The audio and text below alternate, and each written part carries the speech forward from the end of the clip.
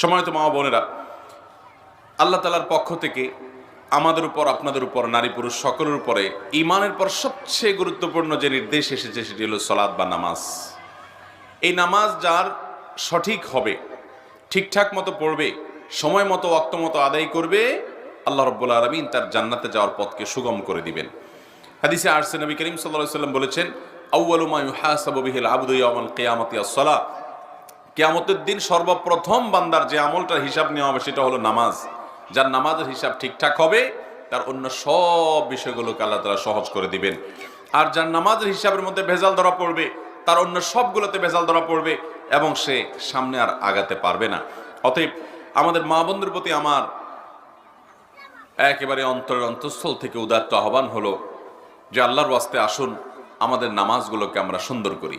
আজ দুনিয়ার চাকচিক্য আমাদেরকে ভুলিয়ে রেখেছে। আপনাদের এই অঞ্চলে